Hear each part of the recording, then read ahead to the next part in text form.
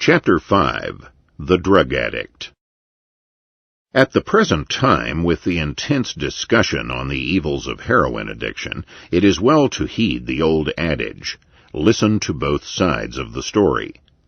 Among the many reasons for this, and perhaps most important, is the fact that if everyone is against something, particularly heroin addiction, one can assume that there is something which can be said in its favor.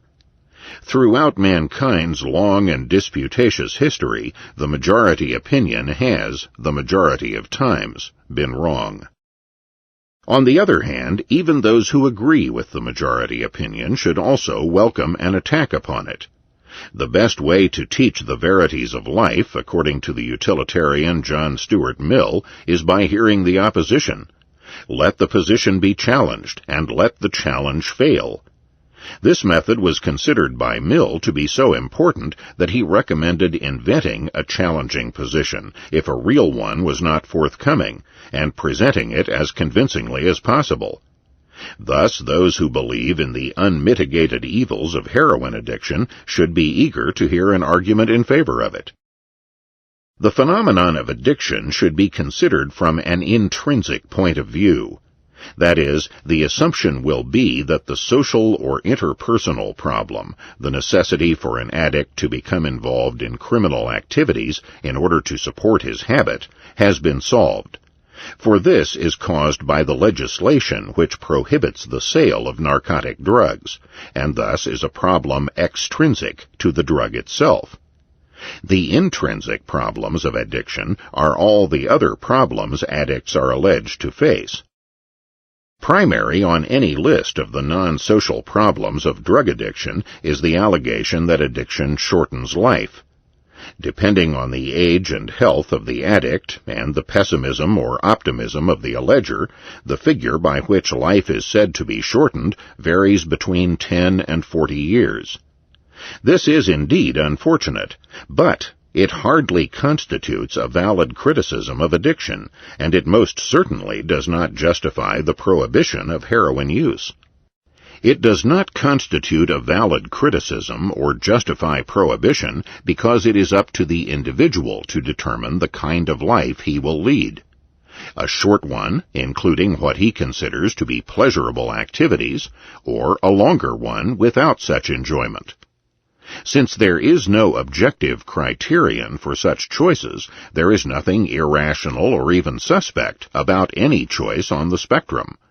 One may choose to maximize the possibility of longevity, even if this means the renunciation of liquor, tobacco, gambling, sex, travel, crossing the street, heated debate, and strenuous exercise. Or one may choose to engage in any or all of these activities, even if that means a shortened lifespan. Another argument leveled against addiction is that it prevents people from fulfilling their responsibilities. The example usually given is that of a father who, under the continuous influence of heroin, becomes incapable of fulfilling his financial and other obligations to his family. Let us assume that heroin addiction incapacitates the father.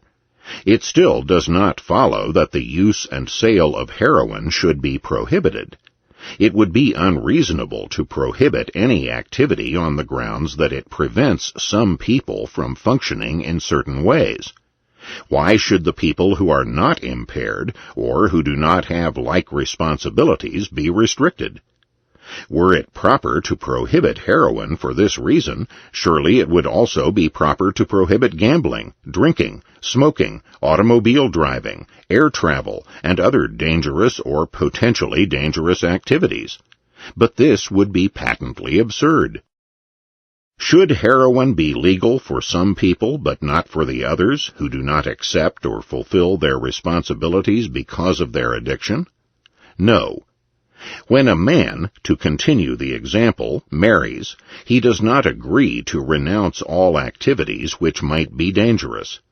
The marriage contract is not, after all, a slave contract. Marriage does not prevent either party from engaging in activities which might discomfort the other.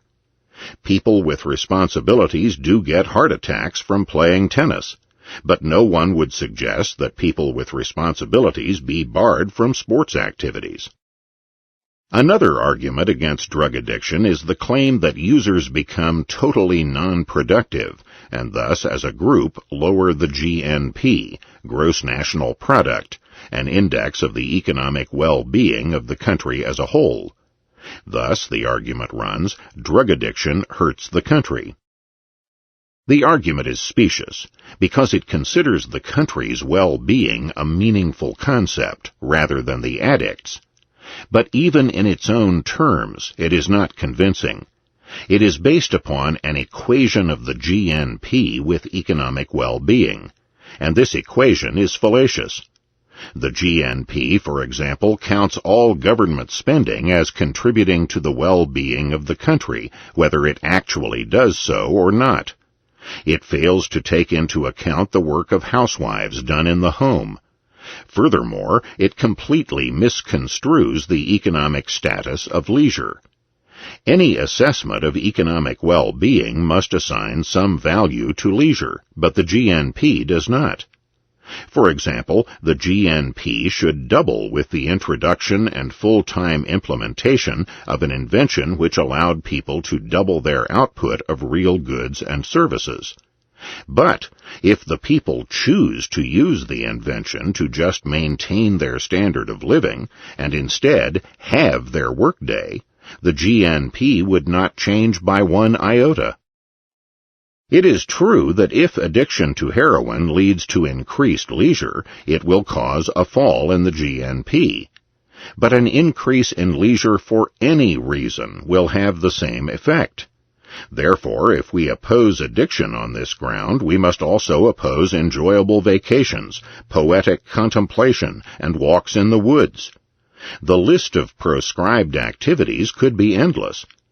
There is nothing wrong with choosing to utilize an increase in wealth by increasing one's leisure, and if the GNP decreases thereby, so much the worse for the GNP. Finally, it is by no means clear that addiction necessarily leads to lessened economic activity. Most of our knowledge about the behavior of addicts comes from the study of those who, because of legislation which prohibits heroin and therefore skyrockets its price, must spend most of their time in an agonizing search for vast sums of money. They cannot hold traditional jobs because most of their time is spent stealing, murdering, and prostituting. Since we are concentrating on the personal problem of addiction and not on the social problem, the evidence afforded by these people is irrelevant to the discussion. To study the behavior of addicts who are not prohibited by law from being productive, we must turn to those few addicts who are lucky enough to be insured a steady supply of low-cost heroin. This group is composed mainly of doctors who can use their prescription writing powers to ensure themselves a steady supply.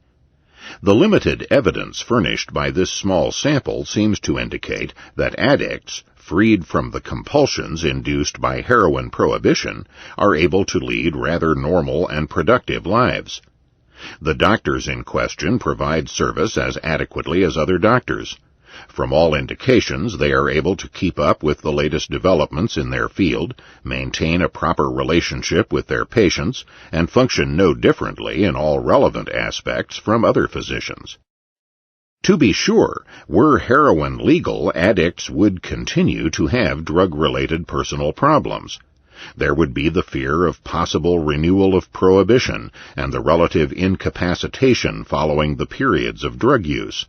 There would be the danger of overdosing, although it would lessen under legalization, since the drug could be administered under the supervision of a doctor.